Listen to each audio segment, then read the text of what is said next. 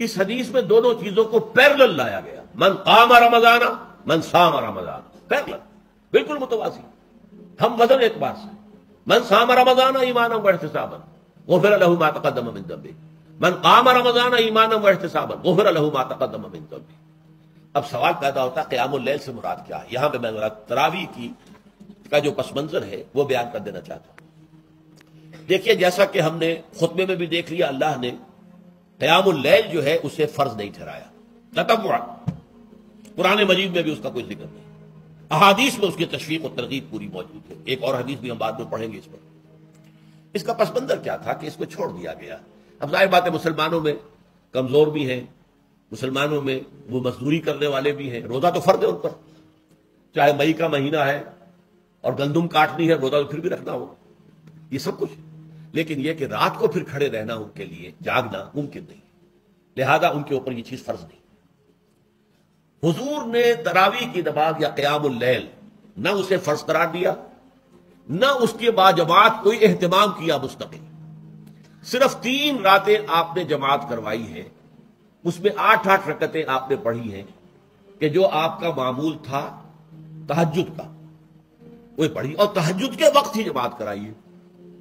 یہ ہے وہ حدیث۔ اس کے علاوہ کسی نماز تراویح جو ہے جو ہم پڑھتے ہیں 20 رکعتیں عشاء کے ساتھ متصل، اس کا کوئی ذکر نہ دور نبوی میں ہے نہ دور صدیق اکبر میں ہے۔ یہ دور حضرت عمر کی خلافت میں ہوا ہے، اور ہم نہیں کہہ سکتے کتنے سال کے بعد ہوا ہے۔ حضرت عمر رضی اللہ تعالیٰ عنہ کی خلافت کا دور جو ہے وہ تو 10 برس ہے، ہو سکتا ہے 5 برس کے بعد ہوا ہو، 6 برس کے بعد ہوا ہو، 12 ہوا ہے ان کے عہد میں۔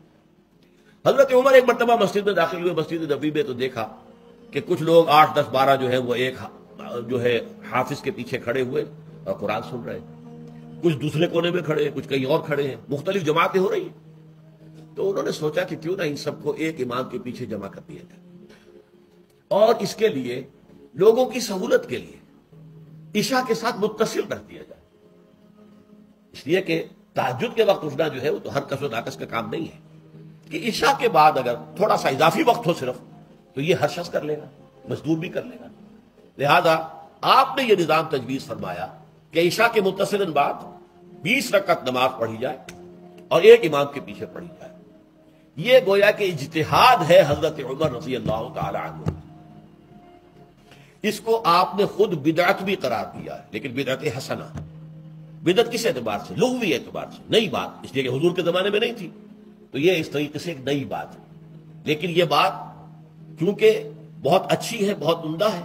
آپ جب یہ نظام چل پڑا تو ایک دن مسجد میں آئے، دیکھا کہ بڑی بھری مسجد ہے، صحابہ کھڑے ہیں اور ایک امام کے پیچھے قرآن سن رہے ہیں۔ آپ نے فرمایا نعم البدعۃ ھذہ، یہ جو ہم نے نئی بات شروع کی ہے یہ بہت اچھی ہے، بہت عمدہ ہے۔ ہمارے ہاں اہل حدیث حضرات بھی در حقیقت حضرت عمر یا کسی اور خلیفہ راشد کے فعل کو وہ سمجھتے ہیں کہ یہ ایگزیکٹو آرڈرز ہیں، یہ ہمیشہ کے لیے نہیں ہے۔ حضرت عمر نے اپنے دور میں ایک نظام قائم کیا، ان کے دور کے لیے ٹھیک تھا، یہ ہمیشہ کے لیے نہیں۔ ہمیشہ کے لیے وہ 8 ہی رکعتوں کے قائل ہیں، وہ تہجد والے، لیکن اس میں بہرحال انہوں نے بھی خود یہ اضافہ کیا ہے کہ وہ 8 رکعتیں وہ عشاء کے ساتھ متصل پڑھتے ہیں، تہجد کے وقت تو نہیں پڑھتے۔ اور حضور نے تو صرف 3 روز جو ہے وہ کرائی تھی جماعت، وہ لوگ 30 دن یا 29 دن پڑھ رہے ہیں، تو اضافہ تو انہوں نے بھی کر دیا، تو نظام میں تبدیلی تو ہو گئی۔ لیکن اہل سنت جو کہلاتے ہیں، ہمارے جو 4 جو ہیں، جو ہمارے مسلک ہیں، حنفی، مالکی، شافعی، حنبلی، ان کا اتفاق ہے اس پر حضرت عمر کا، کیونکہ ان کے سامنے اصول یہ ہے کہ حضور نے فرمایا علیکم بسنتی وسنت الخلفاء الراشدین المہدیین، تم پر لازم ہے کہ میری سنت کو پکڑو مضبوطی کے ساتھ، اور میرے خلفائے راشدین مہدیین جو ہیں ان کی سنت کو پکڑو۔ اس اصول سے یہ 4 فقہیں جو ہیں حضرت عمر کے اجتہادات جو ہیں ان کو بھی پابندی سمجھتے ہیں کہ تمام عمر کے لیے، قیامت تک کے لیے امت مسلمہ پر ان کی پیروی لازم ہے، لہذا اس میں اجماع ہے۔ اور یہاں تک کہ یہ سب سے آخری جو اس میں مسلک پیدا ہوا ہے زمانی اعتبار سے، سب سے پہلے مسلک جو ہے حنفی پیدا ہوا ہے، پھر مالکی پیدا ہوا ہے، پھر شافعی پیدا ہوا ہے، اور پھر حنبلی آخری ہے۔ اور امام احمد ابن حنبل بہت بڑے محدث بھی ہیں، مسند احمد ابن حنبل جو ہے وہ بہت بڑی کتاب ہے، بہت اہم کتاب ہے، جامع کتاب ہے، تو ان کے ہاں بھی 20 رکعتیں ہیں۔ چنانچہ حرمین شریفین میں، سعودی عرب میں، مکہ اور مدینہ منورہ میں جو نماز تراویح ہوتی ہے اس کی 20 رکعتیں ہیں، لیکن اہل حدیث حضرات جو ہے وہ اس 8 کے اوپر اتفاق کرتے ہیں۔ بہرحال یہ ایک اختلاف ہے جو میں نے اس کا پس منظر بیان کر دیا، لیکن اس 20 رکعت نماز سے ادا کرنے سے، جو کہ زیادہ سے زیادہ 50 منٹ یا 1 گھنٹہ لگتا ہے، اس سے وہ قیام اللیل کا حق ادا نہیں ہوتا۔ قیام اللیل کا تو کچھ اور ہی تقاضا ہے۔ قیام کسے کہتے ہیں؟ یہ سورہ مزمل سے واضح ہوتا ہے۔ یا ایھا المزمل قم اللیل الا قلیلا نصفہ او انقص منہ قلیلا او زد علیہ ورتل القرآن ترتیلا۔ آدھی رات یا آدھی رات سے کچھ کم، یعنی تہائی رات یا آدھی رات سے کچھ زائد، 2/3 رات، یہ ہے قیام اللیل۔